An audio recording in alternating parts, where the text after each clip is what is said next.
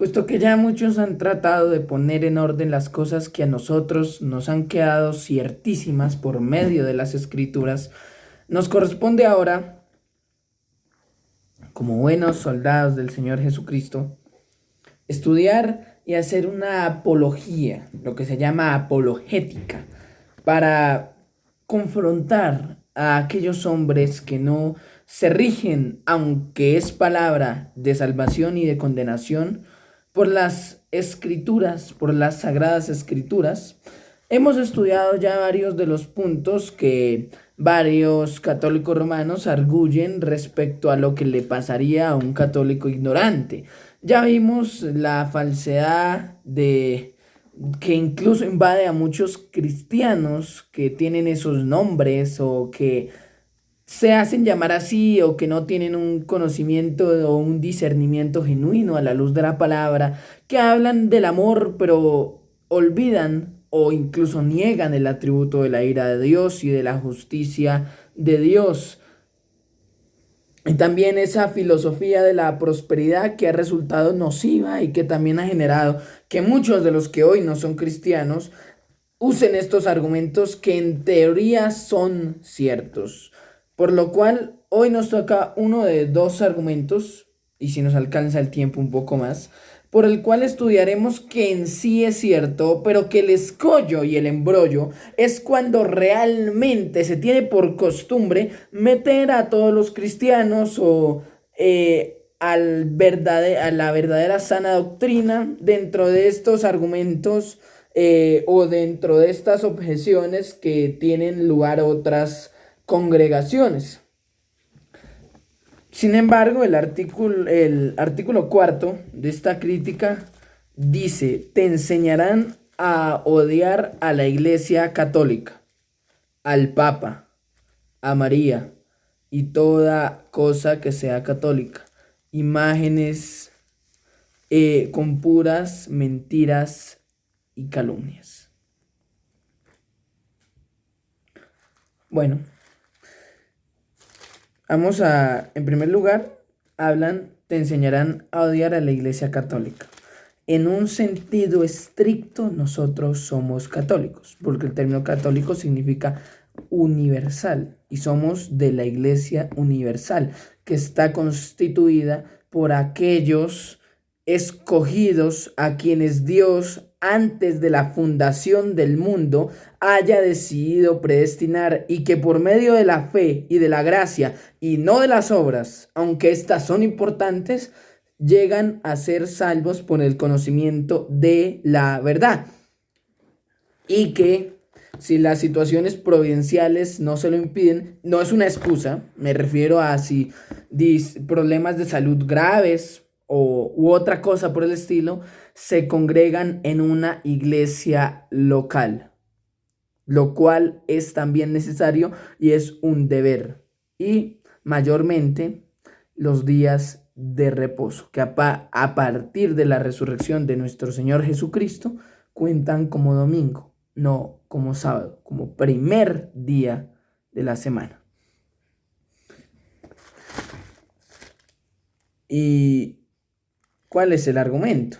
Bueno, en realidad es Primera de Corintios capítulo 6, versículo 2, cuando habla de las ofrendas, tema que tocaremos en otra ocasión porque aquí se ve cómo algunas iglesias lo han malinterpretado. Insisto, esta crítica está bien en algunos puntos. Lo que está mal es que dentro de algunas retahílas de esta crítica metan a todos los cristianos como si todos fueran iguales, con una misma mente, es decir, con un mismo evangelio equivocado. Por lo tanto, Gálatas dice, no hay otro evangelio.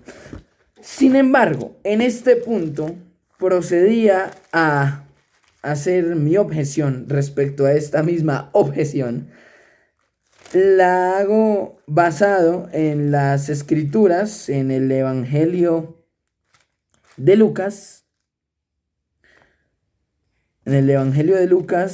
capítulo 1, versículos 34 al 38. Entonces María dijo al ángel: ¿Cómo será esto? Respondiendo el ángel le dijo: El Espíritu Santo vendrá sobre ti, y el poder del Altísimo te cubrirá con su sombra, por lo cual también el santo ser que nacerá será llamado Hijo de Dios. Y aquí tu parienta Elizabeth, ella también ha concebido hijo en su vejez, y este es el sexto mes para ella, porque nada es imposible para Dios. Entonces María dijo: He aquí la sierva del Señor, hágase conmigo conforme a tu palabra. Y el ángel se fue de tu presencia. Otro pasaje para citar, en el capítulo 3 versículo 21. Aconteció que cuando todo el pueblo se bautizaba, también Jesús fue bautizado, y orando el cielo se abrió, y descendió el Espíritu Santo sobre él en forma corporal, como paloma, y vino una voz del cielo que decía: Tú eres mi Hijo amado, en ti tengo complacencia. En ningún momento se habla que María es parte de la Trinidad. En ningún momento se habla que es Dios o que es una persona de Dios. Y es santa así como los santificados posicionalmente lo son y que van creciendo progresivamente. Pero en ningún momento se dice que tenga algo más de lo que el Señor le concedió. Sí es bendita entre todas las mujeres, porque por medio de ella vino el Salvador y Redentor de aquellos escogidos. Pero no quiere decir que tenga potestad sobre los hombres o sobre el cielo o sobre los ángeles o sobre Satanás, que como arguyen algunos, aunque sí tiene la justicia de Cristo, como aquellos que han sido santificados. ¿Cuál es mi argumento para decir que tiene la justicia? Segunda de Corintios capítulo 5 versículo 21. Al que no conoció pecado, por nosotros lo hizo pecado, para que en nosotros fuésemos hechos justicia de Dios en él. Así que en ninguna parte de la Escritura se menciona a María como si tuviera algún poder como para rendirle adoración. Incluso en ninguna parte de la Escritura dice que se le deba rendir adoración al pastor, que es otro tema que toca acá. Aunque el pastor debe ser reconocido materialmente y espiritualmente. Lo que quiere decir que tiene una autoridad en la iglesia y también que los hermanos deben procurar para crecer más en la fe. Porque en ninguna manera, ni María fue eterna, porque María murió, como murieron y mueren todos los hombres, cristianos o no, así también el pastor muere. Y así también los hermanos mueren. La diferencia es que mueren en el Señor. Este punto nos deja ver el quinto, que dice: te enseñarán que la verdad es lo que predica su pastor, y se responde amén sin importar que diga o pida. Rendición total de su voluntad.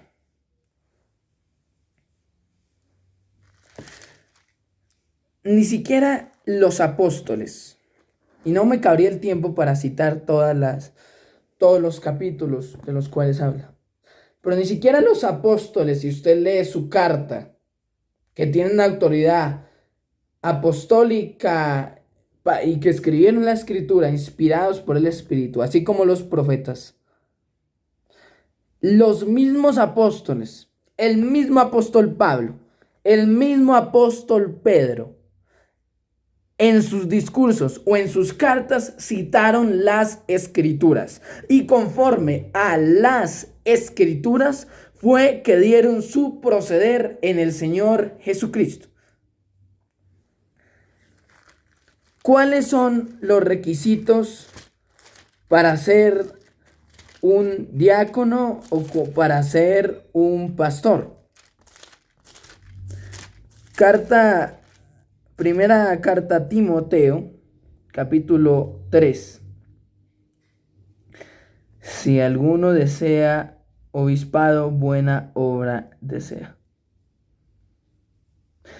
Y dice el versículo 6: no un neófito, no sea que envaneciéndose caiga en la condenación del diablo.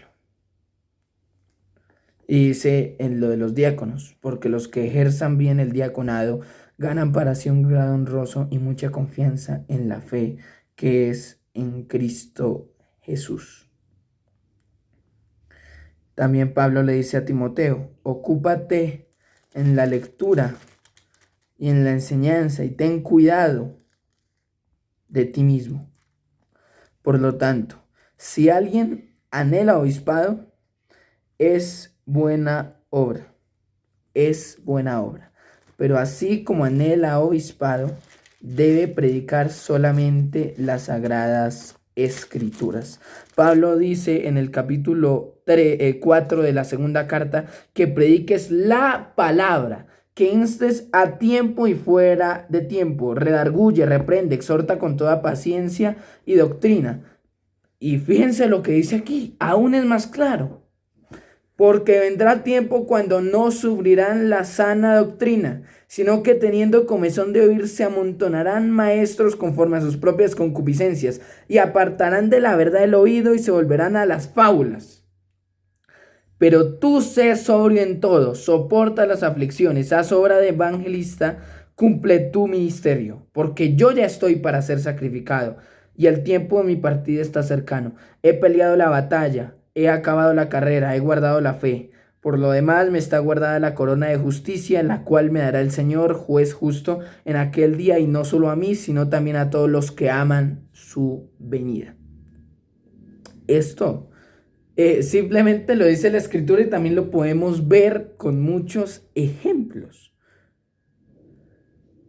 Y la sana doctrina es precisamente también la enseñanza de la Escritura en su más amplio y sano aspecto.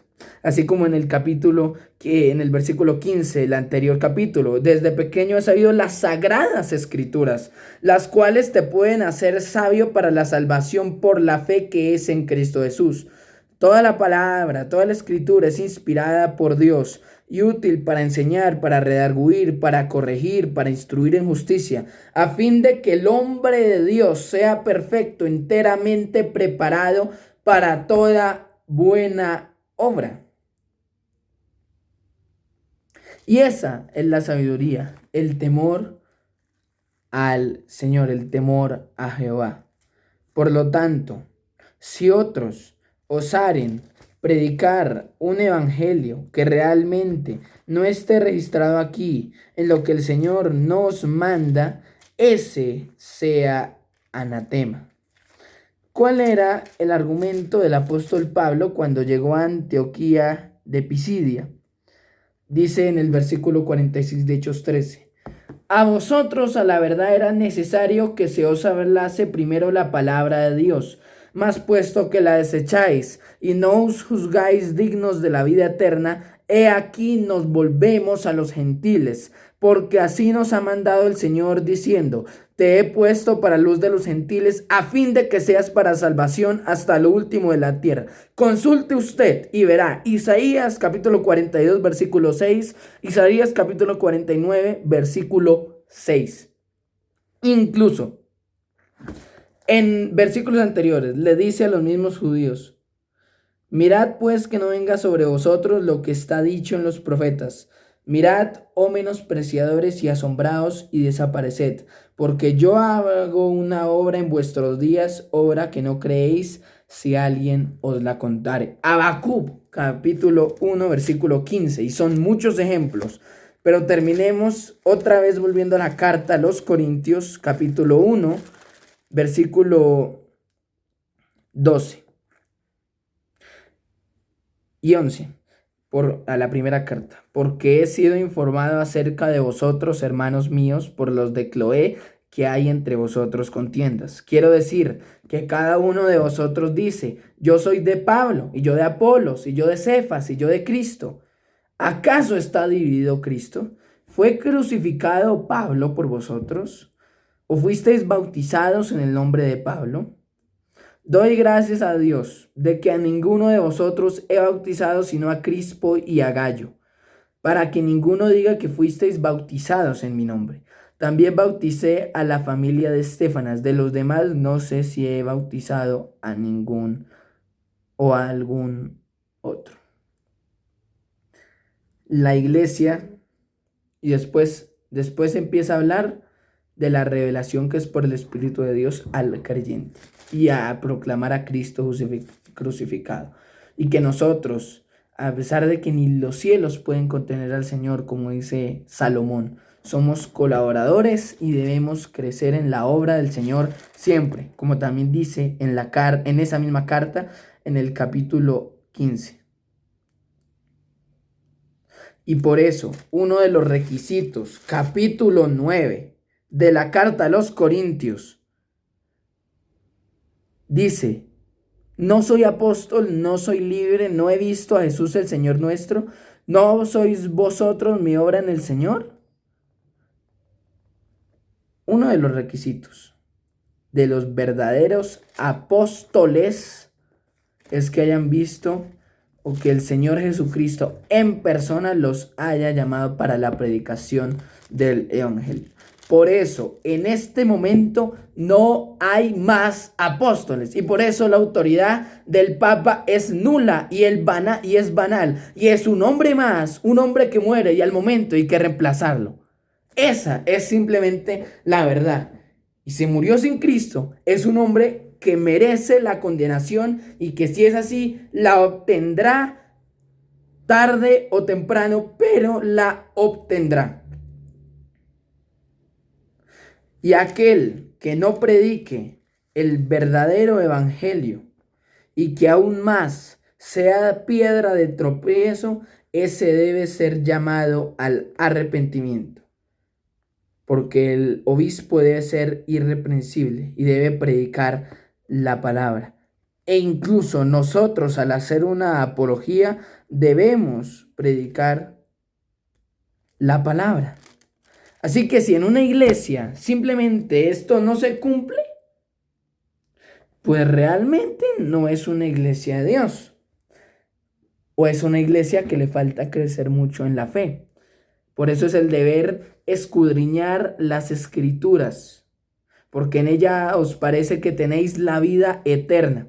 Y simplemente las escrituras nos dan la respuesta. Por eso es que Dios ya no habla a través del Papa o a través de aquel, sino que Dios habla por las escrituras que nos pueden hacer sabios. Y las escrituras no pasan y la palabra no pasa. Y aquellos que quisieron restringirlas y acabarlas, como los libros a Don Quijote, esos sí se perdieron, pero las escrituras no se han perdido, aún a costa de muchos de nuestros hermanos que perdieron la vida a costa de defender este libro, que no es cualquier libro y que sin embargo tiene autoridad sobre judíos y sobre griegos y tiene autoridad sobre toda persona en la faz de la tierra. Así como cada persona en la carta a los Romanos capítulo 12 nos dice que tiene la obra de la ley escrita en sus corazones.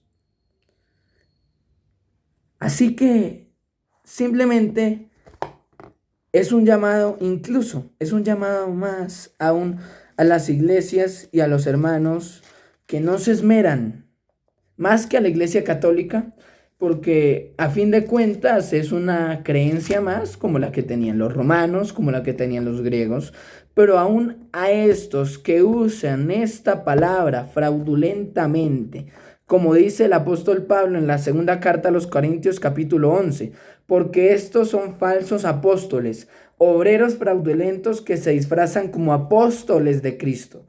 Y no es maravilla, porque el mismo Satanás se disfraza como ángel de luz.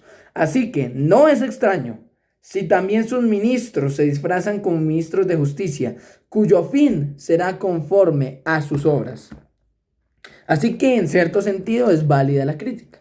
Es válida la crítica porque es la percepción que dan las iglesias cristianas, que sin embargo no es así en su totalidad, pero que sí realmente pasa muy a menudo. Examinémonos nosotros, porque si estamos en una iglesia donde se inventan argumentos que ni siquiera son racionales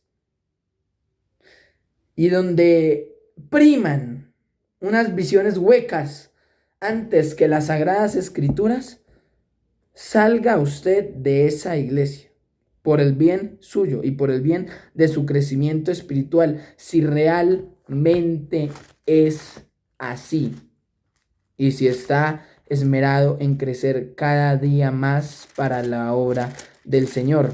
¿Qué le dice el apóstol Pablo a Tito en el primer capítulo? Por esta causa te dejé en Creta para que corrigieses lo deficiente y establecieses ancianos en cada ciudad como yo te mandé. Son simplemente cosas que nosotros debemos estudiar.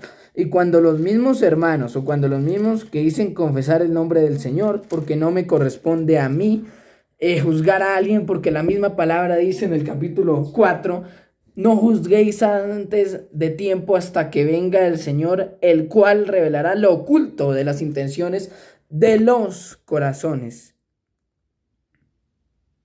Simplemente tengamos en cuenta que el estudio de las Escrituras es vital para que podamos crecer en la fe y para que podamos ser sabios.